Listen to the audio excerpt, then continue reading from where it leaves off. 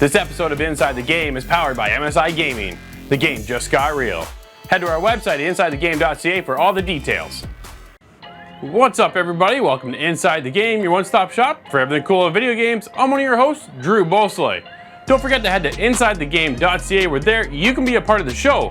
And while you're there, hit up our YouTube channel where you can help us out by a big old like and subscribe. Now, coming up on today's episode, we check out a couple horror games. Not really for me. I get a little bit of redemption and check out some new hardware. All that and a whole lot more in today's episode, but first, here's the inside scoop.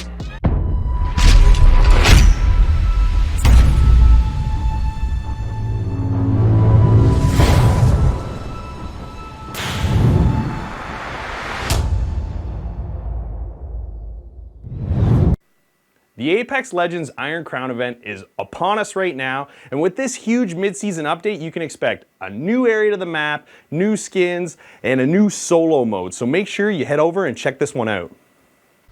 The biggest change with this update comes from the new Gauntlet map area, located in the southwest section of Kings Canyon. The new area is entirely inspired by Octane. It's got a ramp, jump pads, and even a giant ring of fire in the middle. The Iron Crown also brings with it a whole set of skins for Apex Legends. The skins are all night themed, putting heroes like Wraith and Pathfinder in armor that seems inspired by medieval times. To get these skins, players will have to buy them from loot boxes. Also, Iron Crown brings a whole new solo game mode, a whole new way to play Apex Legends. This mode sends players into Kings Canyon alone and lets them fight for survival in hopes of being the last player standing. Oh, that was incredible!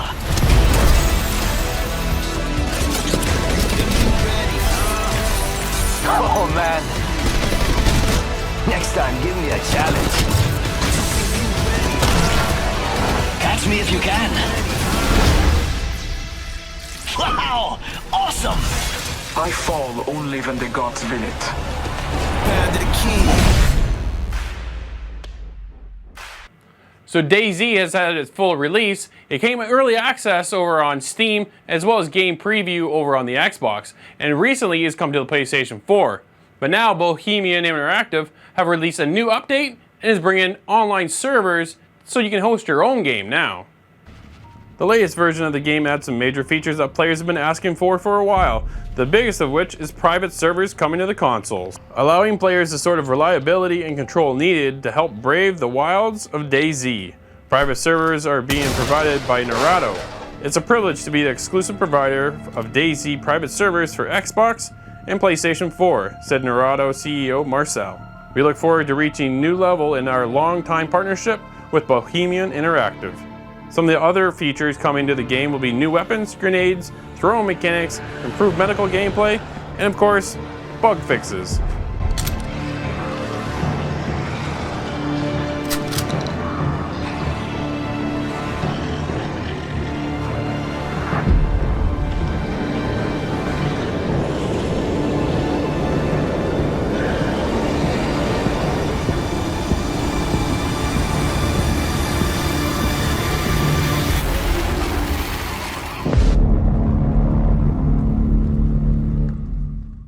So Techland gave us a bit of a tease earlier, saying that on August 26th, we're gonna get the full E3 presentation.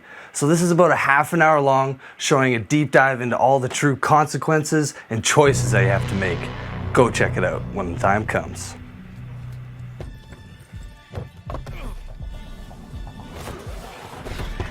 When my father saved my life, he told me never to forget who I am, where I come from. But in this place, nobody even wants to know my name. Getting attached is deadly.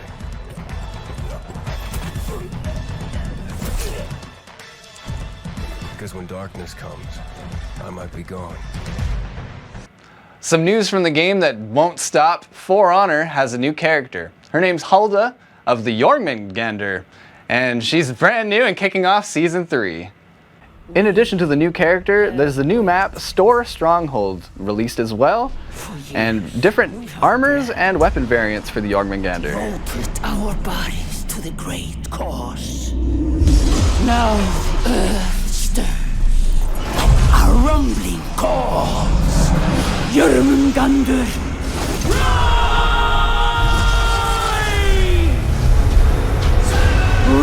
your wrath, Ragnarök comes.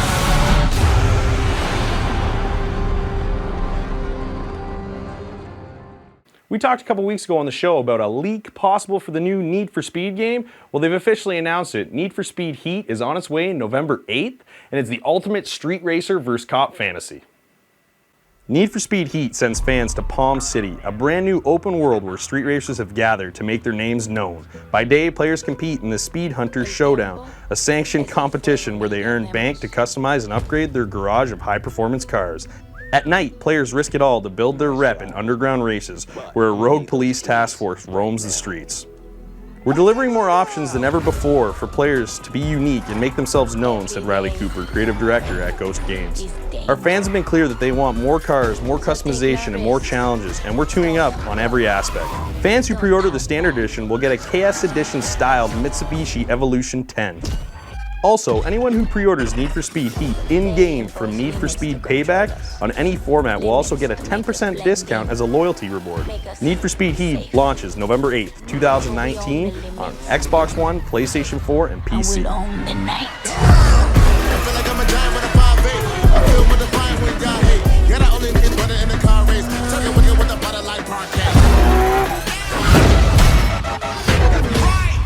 So Sea of Thieves has released their latest update, Dark Relics, and with it comes some pretty cool missions to do with the Order of Souls.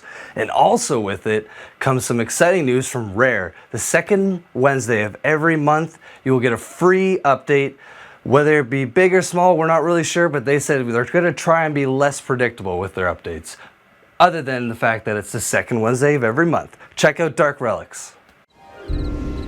Grab your cutlass and rally your crew, because the new monthly update to Sea of Thieves is here.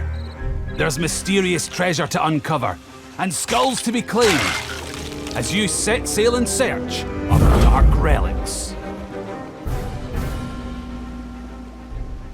A nefarious crew of skeletons have stolen a set of powerful artifacts known as Dark Relics from the Order of Souls, and it's up to you to bring them back. They've enlisted the help of Duke to dish out the info on the whereabouts of these bone-headed bad guys, so head to the tavern to receive a tip-off on where your bounty is hiding.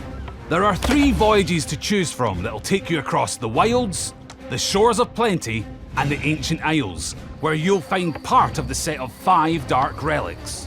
Plus, there's a voyage into the Devil's Roar that's exclusive to Pirate Legends, where the increased difficulty will see you rewarded with even more Dark Relics. Are you excited for the Square Enix Avengers game? Everybody wants their hands on it. Well, we got the details of how you can do that. If you're heading to Germany, Gamescom is just around the corner, and Square Enix is going to have a booth there, and that is where you're going to be able to play Marvel's Avengers. Square Enix has released their lineup for the Gamescom coming up in 2019, just around the corner. You'll get hands-on with Marvel's Avengers, Final Fantasy VII Remake, Trials of Mana, and Kingdom Hearts 3, just to mention a few.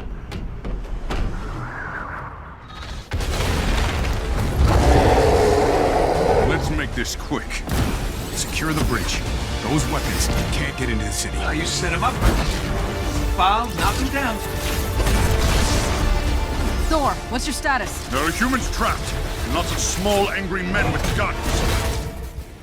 Was that a joke? Did Thor make a joke? Cap, they got pulsar tanks.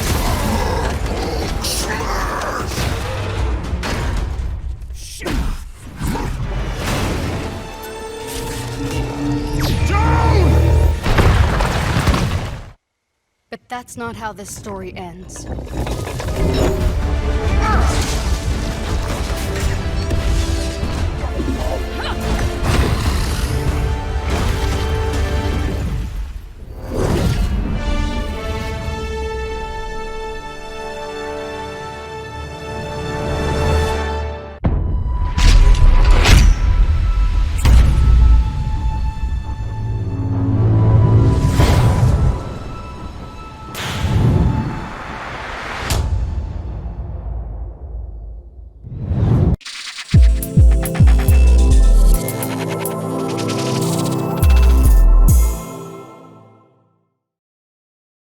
Nate, I don't know if you're ready, but I think it's time to black Jenny, out. need to lure the sleepers away from the house.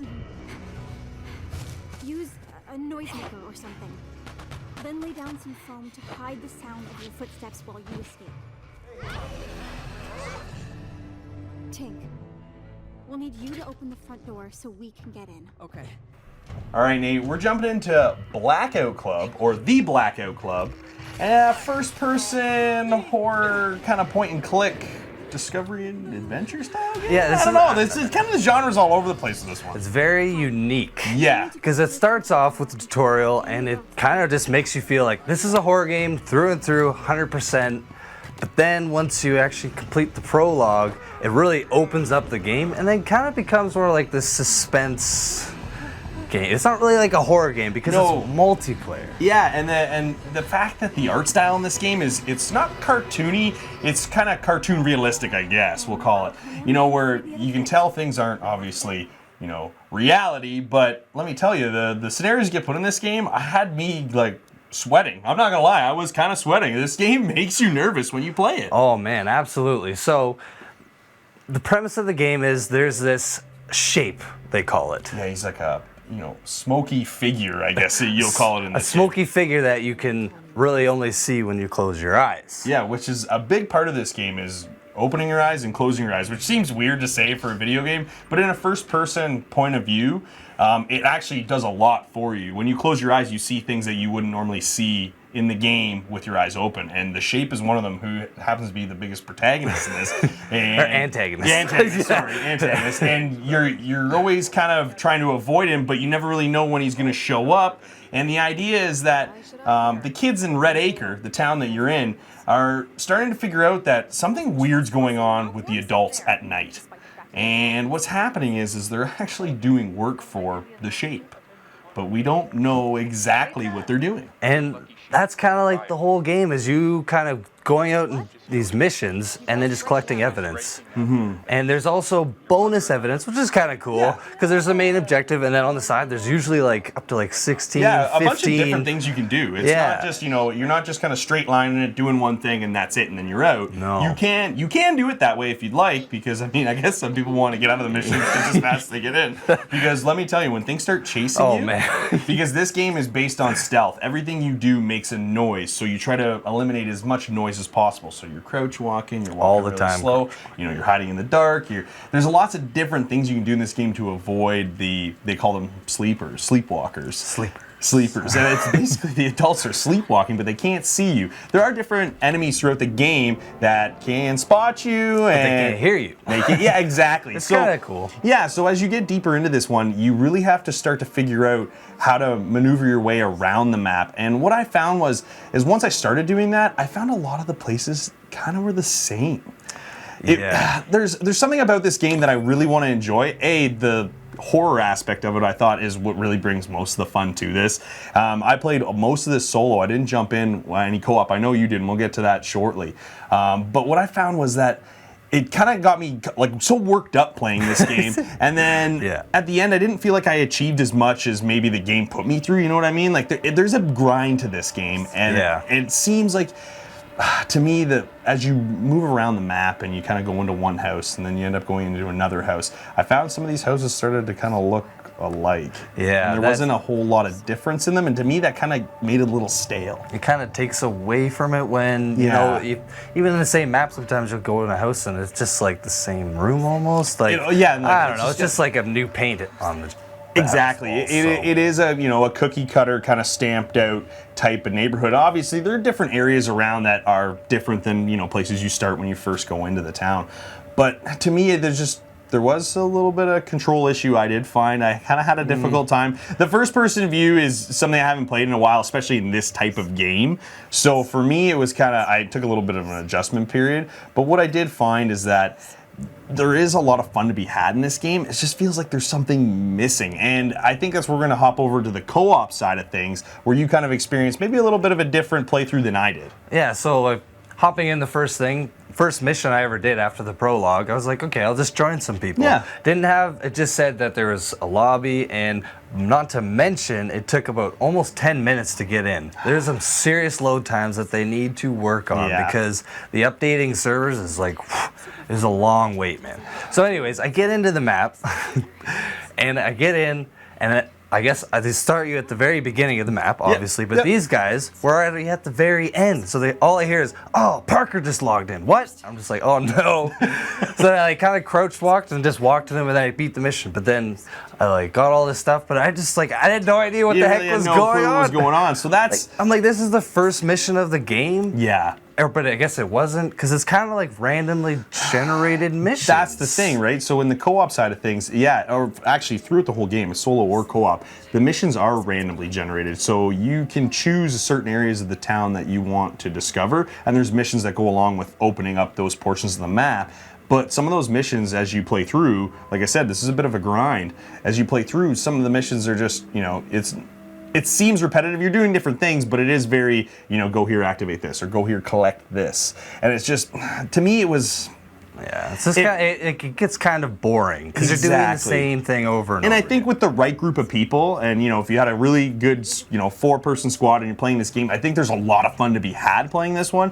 But as someone that played it mostly solo, it just kind of, it got a little boring. As scary as it could be, because you're nervous, and when the screen starts blinking red and the shape's coming after you and you're running, but then you turn around to close your eyes to see where he's at, but then you also got to run forward with your eyes open. There's a lot of chaos happening in this one, but it just, for me, there was something missing, and I don't know if it would even be achieved playing co-op as well. I think at some point it's the rinse and repeat of the missions, man. Exactly. There just wasn't enough variety in the missions, basically. Yeah, I thought overall though this game looked really good. I thought the environment really lended to how you felt playing this game. You're in so many dark areas, the lights aren't on, you're using your phone flashlight, but you're discovering things. There's muddy footprints all over the floor, and then you see a shadow in the window, like in the tutorial, and you turn, your eyes are closed, and there's no, and you turn and look at the window, and nobody's there, but then you close your eyes and the shape's there, and he's just standing there, and you can't tell anything other than that it's just some sort of human shape, and that is it. But man, it gets your heart pumping. The first time I was like, I gotta go, I don't care what my mission is, I gotta get out of here. There's, you're running around the house trying to find a place to hide. So there is a lot of fun to be had in this game. It's just the initial fun does tend to wear off, I find. Yeah. So for this one, I think that it does take a hit there. Yeah, so one thing they do have, because we said it's a grind, and the grind is an RPG grind, actually. Yeah. So there's a whole leveling up system, and there's 4 different classes to choose. I chose the drone class. So did I. Okay. Well, that's pretty cool. I was really close, because there's one that's, I don't want to say it's like an attack build, but it's kind of like you can diffuse the sleepers a lot easier and like distract them and strangle them for even longer. So I was pretty miffed on not picking that one. But that being said, it's just a nice little added feature, because just playing this game, if it was just the missions and you're not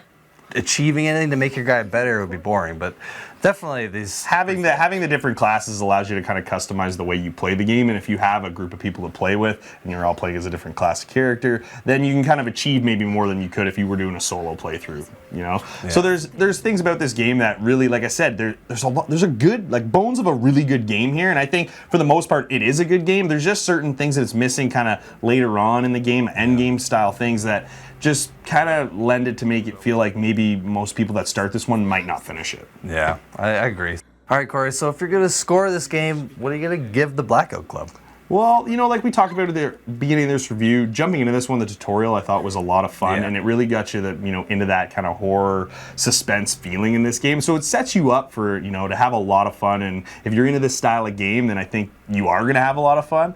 But for me, it felt somewhat repetitive, and like I said, the environment did repeat at times. So for me, it did get stale over time, but I enjoyed the graphics. I thought it really went well to what it was. It wasn't too scary for me, but let me tell you, it was probably about as scary as I want to go for as far as video games go, and that probably shows what kind of gamer I am. But I did have a lot of fun. I thought the audio was fantastic, but overall, I don't see the continuation of play for me in this one, so I gotta give it a 6.5.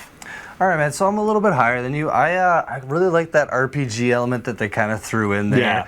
Yeah. But level design being a little bit repetitive and just going out and kind of just collecting things over and over again it is a little dry. But honestly, overall, I give it a 7. Nice.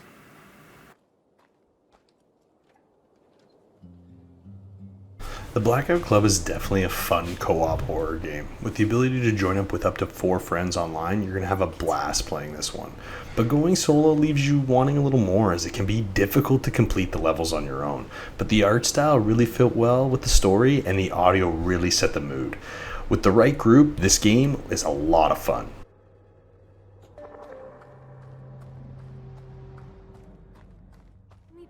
MSI is most notably known for their gaming computers, whether that be the Infinite desktop series or the GT76 laptops, but they've always had a focus on gaming. Recently, MSI have launched a new line of notebooks called the Prestige line, and that's what we're checking out today. Consider it the MacBook Air, but at half the price. So let's check out the PS42.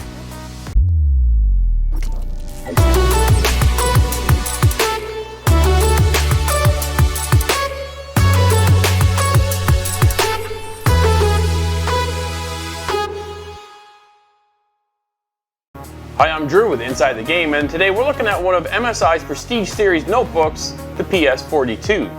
I love how compact and lightweight this thing is. It is incredible to see that it's only just over half an inch thick and only 2.62 pounds, making it light and comfortable to take on the go, whether you're on the road, on the plane, or just at home sitting around getting some work done.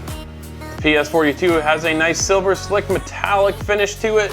This had me concerned about fingerprints, but doesn't seem to be a problem.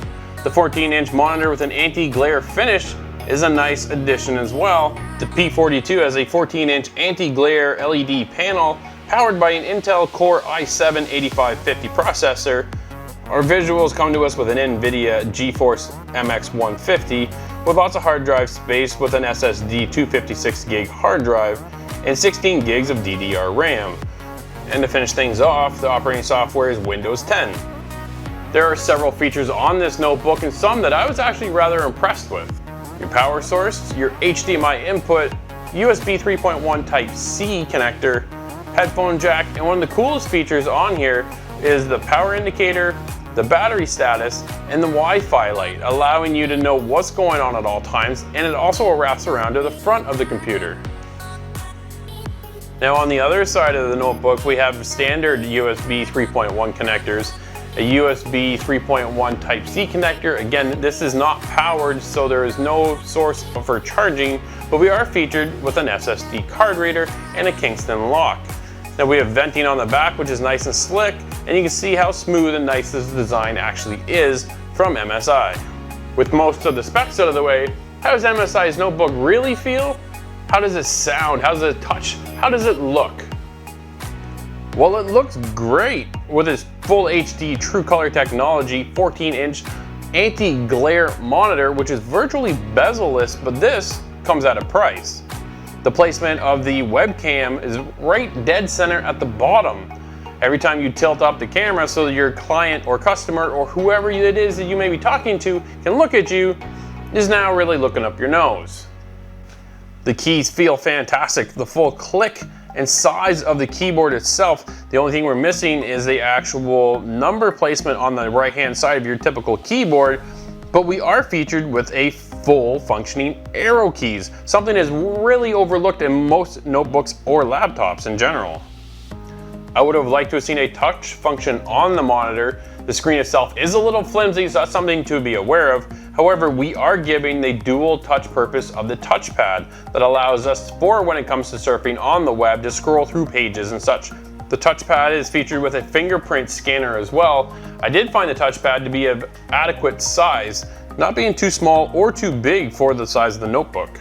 The grill on top of the notebook allows for heat dissipation as well as sound to travel from the bottom placement of the speakers. The speaker placement on the bottom of the notebook I found to be a bit of an issue, and lack of quality. I wasn't too thrilled with the sound overall from the notebook. However, placing the speakers on the very bottom became an issue when you're relaxing, trying to get your regular work done, and if you're trying to listen to anything, you sometimes will muffle that sound. You may be better off to use some headphones. The battery life comes in around 10 hours of use, well above anything you're going to need in your typical day-to-day workload. The PS42 is not exactly your gaming notebook. It's meant for your day-to-day workload. However, I was rather impressed to see that one of the latest games in the industry right now is able to play with no problem at 1080p at 60 frames a second. And of course, I'm talking no other than Fortnite. My overall experience with the MSI Prestige Series PS42 notebook was a great experience. Everything from emails to a typical workday, and even a little bit of gaming every now and then. With a full-size keyboard and arrows, that was a nice additional feature. However, the webcam placement could have been a little bit better. But the price point of this is a really huge selling feature in the fact that it's only $2,000. If you compare that to the MacBook Air, well, that is $4,000. This powerhouse of a notebook is something you should really consider.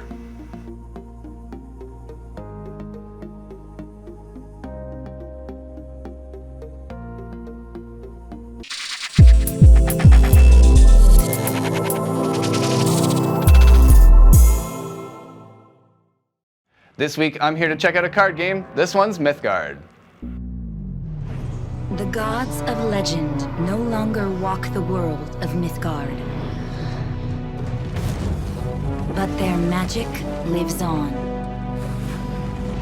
Their children turn divine power into wealth and fame. While creatures of myth struggle to fit in. Some prey on humanity's inventions. Some make animal control a lot more difficult. And some just cause havoc. While everyone tries to keep a little magic up their sleeve. So Mythgard is this new card game. It's coming out on Steam. I just got it for early access to check out, and I gotta say I'm pretty impressed. There's a lot to this game, and I'm not exactly an expert on card games myself. I've played a little bit of Hearthstone, I played Magic back in the day, I played Yu-Gi-Oh! Before that, but I don't really, I'm not an expert on this and all the mechanics, so there is a lot of similarities between this game and Hearthstone, and the cards and their effects, and how there's color-based things similar to Magic, so they kind of married these two ideas together to produce this card game that kind of tries to break the molds but make the same thing that you like.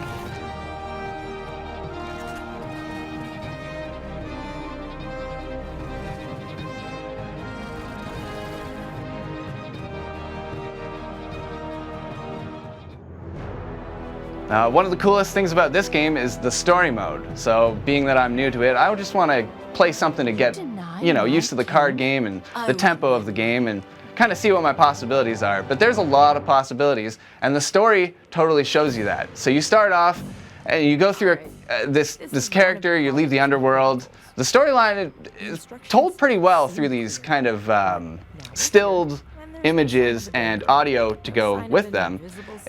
I liked that kind of style, so for me it had all the substance there. But you follow this character and you're part of like this wolf pack kind of biker gang. Wolf pack I'll use loosely. You fight a couple different enemies. There's the vampire squad that you come up with. They're very undead. They play that undead trope where they're spawning in lots of monsters to fight. And then you start to fight these other creatures. You get this human race that's like dog soldiers. So they're all get buffed from each other. If you have many enemies on the field, they all get +1/+1 for each other accompanying one, that kind of thing. So there's a lot of these kind of familiar, played out card styles, these kind of character decks similar to Hearthstone, but I found that this one has a lot of variance with all the different colors that they made it feel more like Magic, and I'm definitely a fan of that.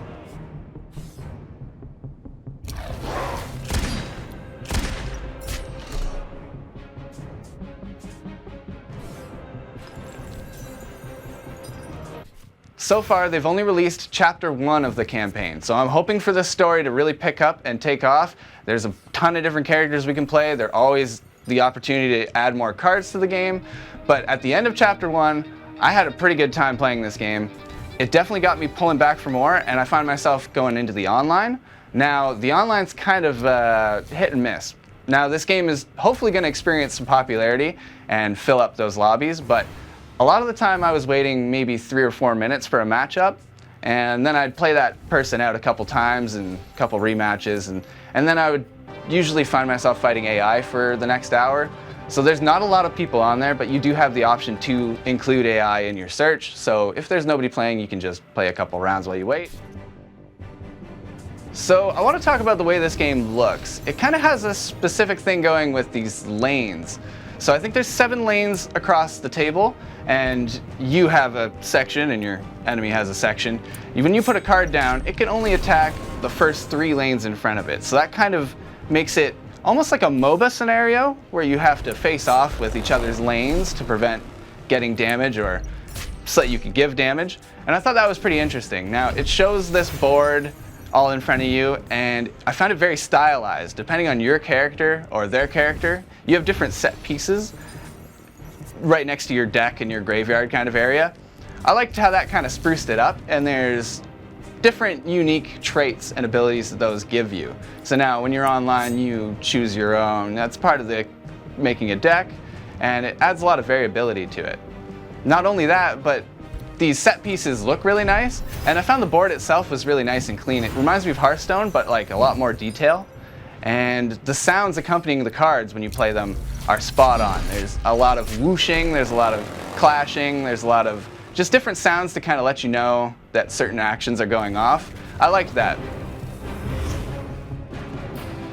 So this game is understandably going to be compared to Hearthstone quite a bit. Now, the first chapter, I believe, is all free to play. The game's coming out, it's going to be free to play. Now, after that, they're probably going to add some extensions to the decks, and that might be where you see a cost. Slay me if you must, daughter of storms, but none here. So I checked out Mythgard. I had a pretty good time. I'm not that great at card games, admittedly, but I'm gonna have to get good at this one. I played this quite a bit, and the chapter 1 was really interesting to me, so I'm right there with a 7.5 out of 10. Check this one out. Will you ride the streets with Valkyrie bikers and find a home in what remains of Valhalla? A solid new entry to the online strategy card game market, Mythgard is an interesting blend of elements from genre leaders we already know. Will you create myths of your own? Will you claim ancient power? Are you ready?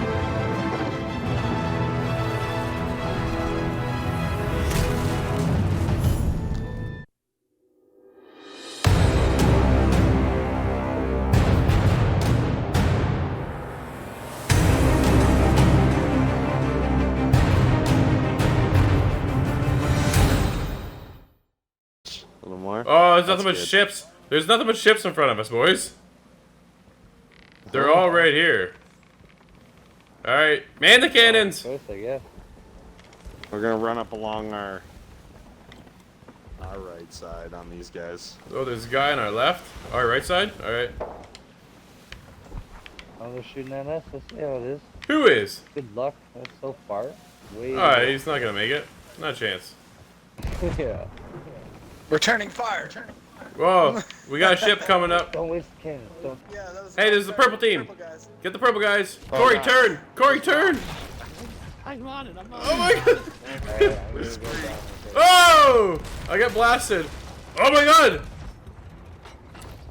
Oh no. This is not good. Alright, I'm heading down below. No. I'm gonna get us just out the oh water my. again. We're flooding. I'm repairing the boat. I'm down here. Failed the boat. Oh, okay.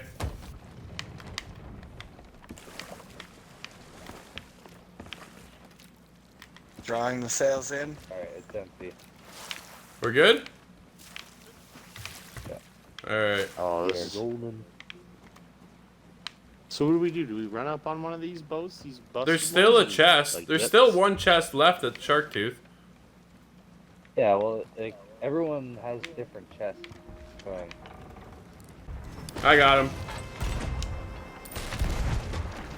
Sink it. Sink it. Nice. Well, there's no gun.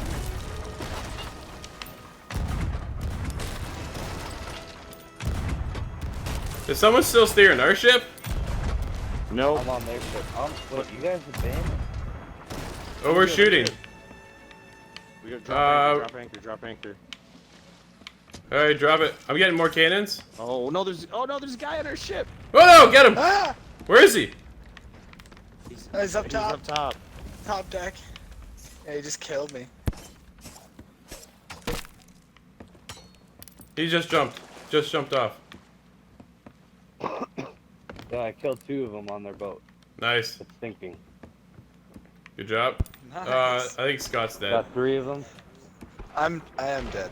Are we I'm getting? speaking to you from the app. All right, the ship is sunk. There's 2 chests on there. Okay, get him. I Can you get him? smiled upon you. Oh, that's good job, Scott. Oh, there's another ship.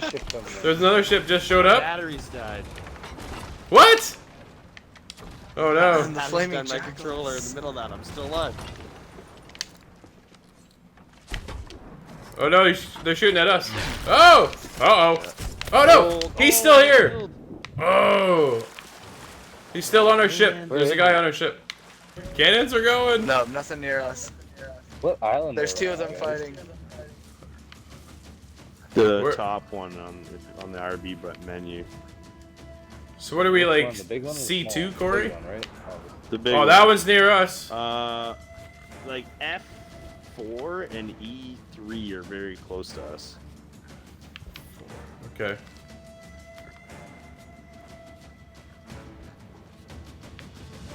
I was trying to figure out exactly where shore I'm on here. Oh man, is that on the far side, I hope? I don't know if I'm at it or not. Are we on the right island? Where are we? Yeah, this is like one of the few ones we can actually travel to.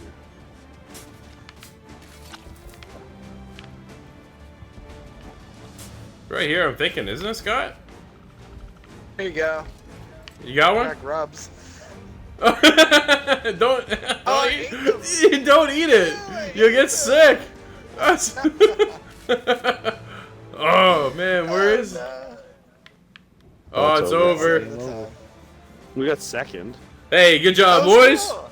Not bad for our first round. Nice, second place. We'll take it. That was fun. That's cool. I like that's. It's different, right? Kind of an interesting way to play this game. Yeah, I'm into that. That's cool.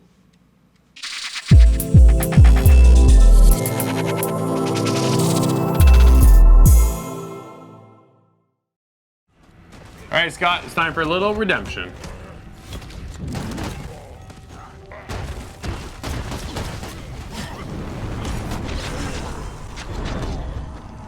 Scott, you and I checked out Redeemer Enhanced Edition. What'd you think of this one? So this is totally out of my league. This is a beat 'em up, top down, kind of arcadey game. Yeah. Not something I've played in a very, very long time. So this was a breath of fresh air for me. It was a nice throwback to get into that big brawl atmosphere. I found it to be repetitive, though, is one of the biggest issues I have. Yeah, so I'm really positive, though. I got to start with what I really liked on it. All right, go for it. This gore in this game and the beat 'em up and the sounds and when you hit somebody just right and they get thrown away, I was really enjoying that. The executions and stuff. It reminded me of almost a wrestling game. Yes, so I was kind of getting that vibe from it, and with me and my co-op partner, we started off just kind of having a normal time, and then within 20 minutes we were yelling and screaming as we're throwing people through the walls and stuff. It was fun. It was a good game. We got into the beat 'em up side of it, and I was hooked. I enjoyed the first half of the game, like the very first portion of the game, because later on in the story things just got a little weird for me, and I was just kind of thrown off with these mutant super soldiers that I just didn't care, to be honest, right? It did change up the tempo of it a little bit, but it kind of slowed it down. Well, it was just weird because it started off so strong. All of a sudden, you're in your little monastery and it's been taken over by these soldiers.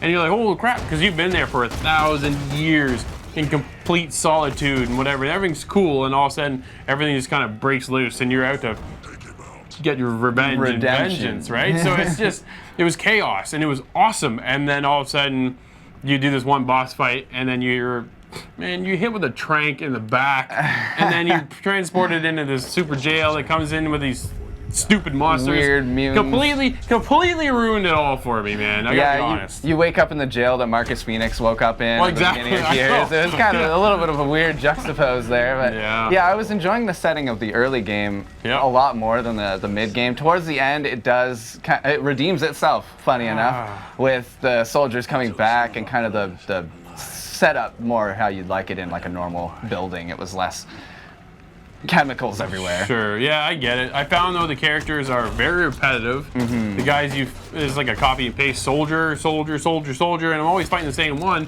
but it was the fighting mechanic that really kind of sucked you into the game. Yeah. So I like the combos. They're really light, basic stuff. Yeah, it's but a light thing, light system. the fact that you can add points to your certain attacks, or you can buff certain weapons up. By the end of the game, you get laser beams and silencers on them and everything. Yeah. I was enjoying that aspect. It just added a little bit more depth to a beat 'em up that I would not have gotten into if it wasn't there. I do appreciate the depth. Okay, so you played this game solo. Maybe that explains a little bit of the distaste for it. Because I played this co-op, and I got through it maybe in about 4 or 5 sittings. So it wasn't the longest game, but I had some good sessions with these friends that I had. And I had a lot of fun that way. Yeah, where I completely played solo. So for me, I didn't have that camaraderie with somebody else to kind of combating all these other boring, repetitive foes we were fighting all the time. Yeah, that's the unfortunate part. I did like the graphics though, the actual art style and the direction they take. It's got that comic book art feel, and I really appreciate that style. Yeah, for me, I see what it was there. There was that comic book look. It was cool. But it just kind of did just enough to look okay. I feel like they could have made this game look really nice, especially with all the effects and the chemicals and stuff. Yeah, that's fair. So one of the standouts to me was the impact punches, the sounds of the kicks and the heads hitting walls and stuff like that. It was very violent, and they really nailed the sound effects in that category. The audio cues themselves, where I thought were really good. The overall score, though, I kind of thought was a little lacking for me.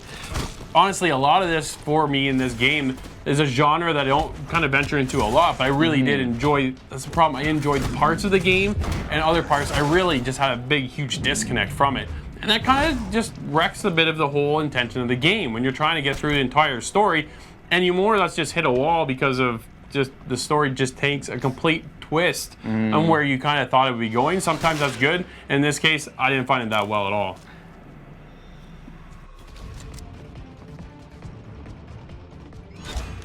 All right, Scott, that's enough of this. What are you gonna score Redeemer Enhanced Edition? So I had an enhanced time with Redeemer, with a co-op friend. If there was a Redeemer 2, I'm gonna be looking for it. I had a good time with this one. Beat 'em up games are not my foray though, so I gotta take that with a grain of salt. I'm not an expert here, but I had a good time. The gameplay got me hooked. I gotta give it an 8 out of 10. Wow, I enjoyed the gameplay. The story was really lacking. Repetitive characters. The monsters got repetitive as well. I felt like I was always fighting the same thing over and over and over again. Gunplay felt pretty good. Only though, I'm there with a 6. We thought Redeemer was a brutal beat-em-up that has satisfying combat and depth. Unfortunately, it's lacking a strong storytelling element.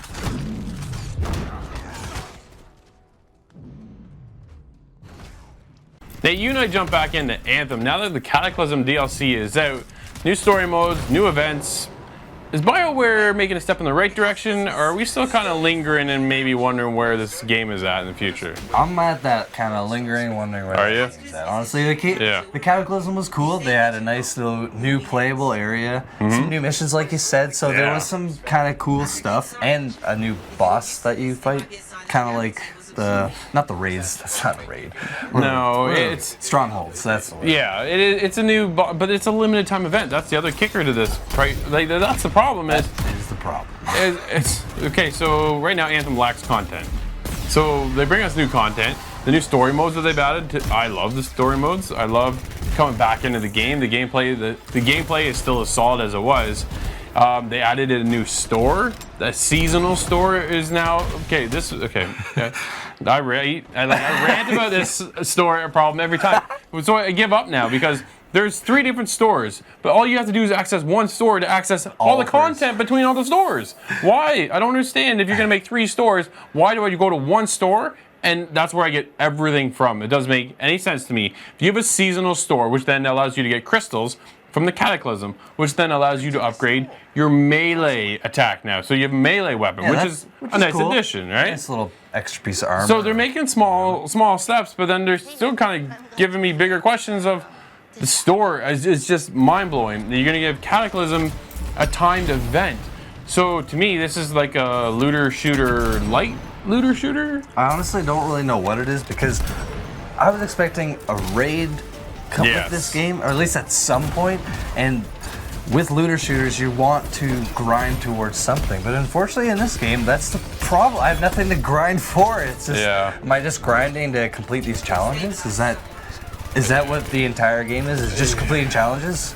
Because more or less at this point. I know. That's what I mean. Like, this is a light game. This is a casuals gamer. It's too bad. It's a casual. It's devastating. Honestly, this is supposed to be my game to go to every single day because I had to get my dailies done because I would have got new cool loot, which still does not exist within the game. Or even some decent currency for that loot that would come specially once. I don't know. This is terrible. The store is terrible. The store is awful. The store is still awful, but the story additions that they're bringing into the game really are enticing. They're intriguing, and I just want to play more Anthem. But the problem is, this event is only limited, and the stories are only limited because you can only play them so many times until they're done.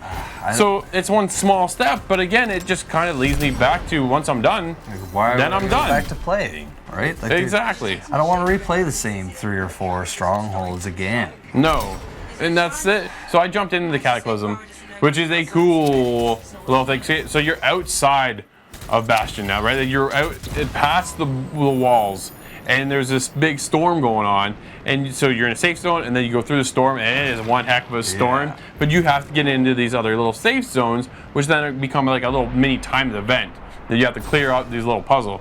I tried doing it with 3 other randoms, man, that did not go over very well. But you and I jumped into doing that, and we had a great time. Oh yeah, man, it was fun. It was a ton of fun. Like, so they give you a time because your suit or whatever can only last X amount of time. It's like 20 minutes or something. Yeah. So then you're kind of left to go out and find where the missions are. There's no real like objective marker on the map, which was a little confusing at first. We luckily had a couple guys that knew what they were doing, so we just followed them. But it left me like, I guess that's why the time's there and it's pretty giving. But at the same time, it's like this is a really big game. Like, where am I gonna fly? If it's a timed problem, right? So your your javelin suit can only exosuit. Where'd that come from? Your javelin suit is timed in the storm, and it can only handle so much from that storm, and then there's no sense of the direction. You're kind of at a loss here because if I don't know where to go to get to the safe zone, and my javelin suit is getting damaged, all of this, like I felt a little bit of a disconnect there. Yeah, it definitely was a disconnect because you hop in and when you're flying, it freezes the image and then it just tells you something. Yeah, instead of being like, weird too. Go to this safe zone. This is what it looks like. Yeah. They're just like little minor things that it's kind of like BioWare in a nutshell with this game. Unfortunately, the little things. My javelin, after all this, still looks the same. I'm so blown away. Oh my god! Nate, the story. How is this possible? My javelin has not changed since the beginning of this game. And now we're into this new Cataclysm DLC. So you know what should come with it? Some cool gear for beating the Cataclysm to put on your javelin. Nope, but that doesn't seem. Nope. He said that. Honestly, like this game, it had the potential for me, but no, man, I can't. Like, I might hop in once in a while just to be Iron Man for a bit because it is fun. Like you said, like it's fun when we play a mission or two, but that's it. Unfortunately, it should be like a few hours or whatever. You know what I mean? It should be a few hours, not like if you're into a looter shooter, you want 30 hours and a reason to grind into this game, right? But here it's a couple new story missions, cool. Pump those out and I'm done. And that's the end of it. Like, this is a casual game, which blows me away because it's not supposed to be a casual event. Right? This is supposed to be you gotta go back each and every day because there's something new and rewarding. And as much as I want to get in there and the gameplay, honestly, that gameplay is so satisfying. So tight, man. It is so good, and that's why that's why I keep coming back. Even though there is the left, I gave up. I honestly gave up on my javelin. Yeah, the dude is gonna look the same, and that's it. My javelin suit looks awesome, but it should be looking much cooler by now. But it's just this giant red javelin suit, and it looks pretty cool. But yeah, at this point, I just my javelin, I might as well just toss it out the window and just play the game. I'm there for the story contents and this Cataclysm event, which is only at this point a matter of days before leaving. So I'm kind of left going, okay, now once I'm done this, now what do I do? I don't know, man. It's really upsetting because I was really hoping, like I said earlier, for a raid, and I thought the Cataclysm was going to be that. Yeah. But unfortunately, it wasn't. It's more of like a mini event. It's like a mini event, which is it's great. Fun. It was fun. A lie. But I don't know. It was just limited, and it's so just limited. Yeah, that's the problem. So BioWare step forward, step backwards, or still stuck in the middle? I think it's like a step forward and then like 2 or 3 steps back. Yeah, you think so? Yeah. I think it's a step in the right direction. If you were to pick up Anthem right now, okay, I definitely recommend it to pick it up because it's only $30. Well, that's just it. It's just $20, and it's the fun of the game is fantastic. But you're like at this point now, I'm probably 60 hours into the game, so for $20, $30, oh hell, you're gonna have a great time. So there's nothing to worry about there. But at the end of that grind, that's when your game is gonna fall off. And yeah, to be honest, BioWare to me is still kind of sitting in the middle. There's a good stepping stone and I think a point in the right direction, but it's just not enough to kind of intrigue me to keep coming back because once I'm done, that's what I said, I'm done. I really hope that EA doesn't completely give up on BioWare with this. I don't think you know they what I will. mean? Like, yeah. Because that's what makes me nervous. Is a lot of people are just smashing on this game because rightfully so. A lot of the game is not what it was presented at E3, but I don't know. I just really hope moving forward, maybe we'll get another Cataclysm-like event. And maybe a raid. Hopefully. Fingers crossed. Anthem still sticking around, but for how much longer? It's kind of up in the air.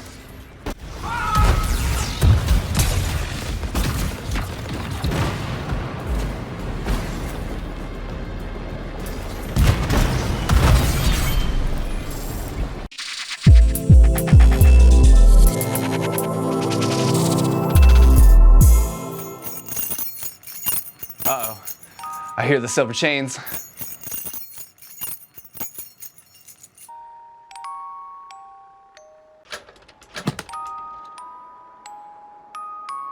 Here's one that's a little bit more in my style. Silver Chains. This is a horror game, and this game, I have to say, it scared me.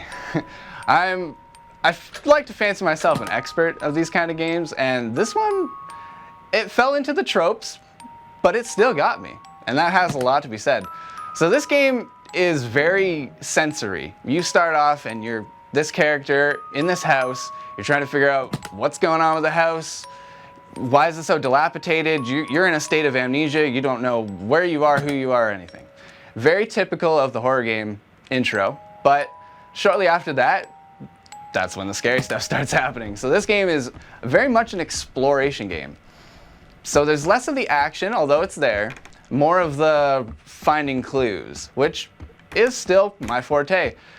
I checked this game out and it has a lot of these really cool filters. So you have a flashlight that you're walking around with. Sometimes that gets interrupted or maybe sometimes you want to turn it off. You also have this monocle that lets you see ghost signatures, and that's your only waypoint really throughout the game. So there's no hand holding on this one, if you don't want to count that. And even that lens kind of scares you sometimes. The storyline is told only when you find things out. There's no real preposition. They don't just give you audio logs. Sometimes you talk to yourself, but the only logs that you find are paper and diaries and stuff like that. And you're trying to figure out the mystery of what happened in this house. All these ghosts have their part in it, and you have to help the ghosts to discover their part in it. These journal entries kind of help you give the backstory, and it's a gruesome one. It centers around some American witchcraft and some scary business.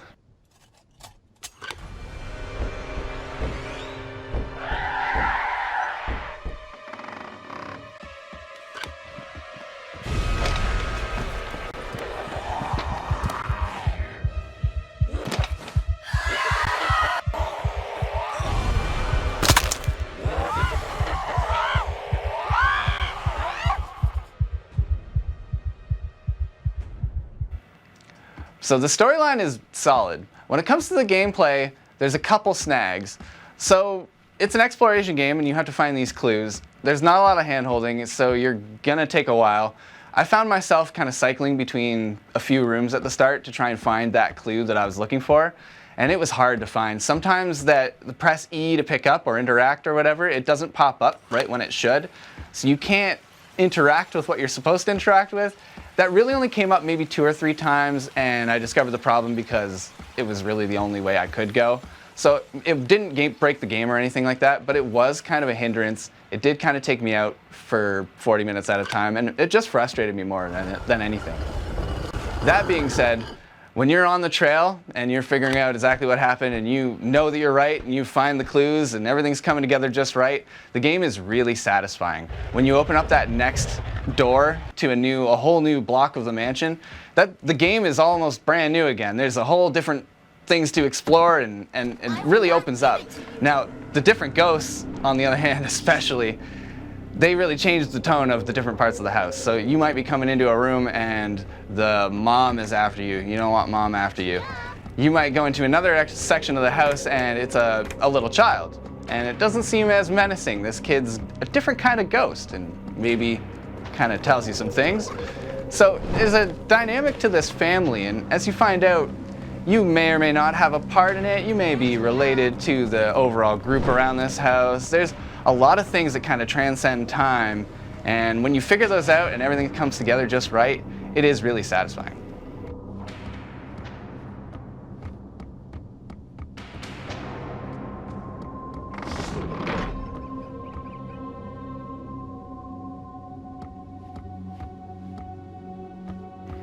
This game's audio is really where it excels. So it's a horror game and you'd expect a horror game to have those kind of jump scare moments, but even aside from that, if you put on this monocle, you hear the ghosts kind of whispering in the background. All throughout the house when you're walking, you hear little sounds behind cabinet doors or somebody crying in the distance or something like that. It's very atmospheric, and that's 100% essential to the game, and they nailed it. Now, the graphics on the other hand, they do the job. It's a very dark game, so it's kind of hard to show the textures and everything you'd want. But I feel like they did just a good enough job that the graphics don't hinder the experience at all.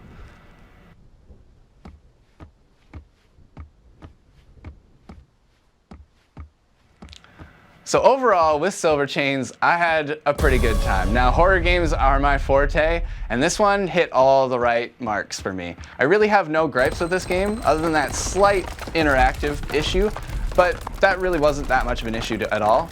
I have to give this game an 8 out of 10. Solid.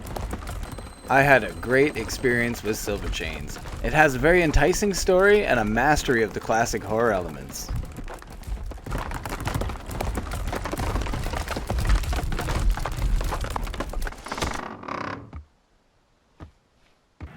All right, Scott, that's another episode in the books. Now, each and every week, we highlight one of your clips. Scott, who you got this week? This time we have Ashton dropping a snipe on Black Ops 4. Cool, let's check it out.